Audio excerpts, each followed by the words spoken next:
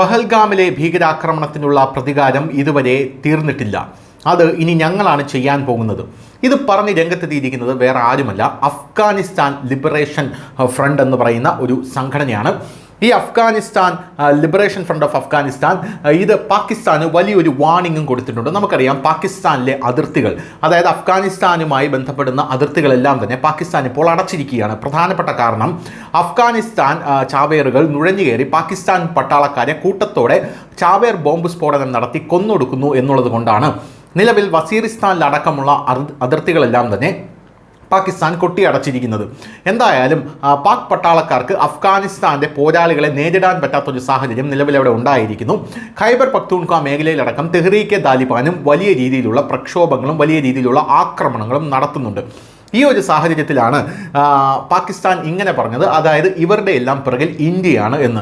എന്നാൽ ഇന്ത്യ ഇത് അർഹിക്കുന്ന അവജ്ഞയോടുകൂടി തള്ളിക്കളയുകയും പാകിസ്ഥാൻ എന്ന് പറയുന്നത് ഭീകരവാദത്തെ എക്സ്പോർട്ട് ചെയ്യുന്ന രാജ്യമാണ് എന്ന് പറയുകയും ഈ പാകിസ്ഥാനാണ് താലിബാനെയും അഫ്ഗാനിസ്ഥാനെയും നാഴികയ്ക്ക് 40 വട്ടം സപ്പോർട്ട് ചെയ്തതെന്നും ഇപ്പോൾ അവർ പാകിസ്ഥാനെതിരെ തിരിയുമ്പോൾ ഇന്ത്യ അവരെ പിന്തുണയ്ക്കുന്നു എന്ന് പറയുന്നത് ഒട്ടും യുക്തിക്ക് നിരക്കാത്ത കാര്യമാണ് എന്നും ഇന്ത്യ കൃത്യമായി പറഞ്ഞിരുന്നു.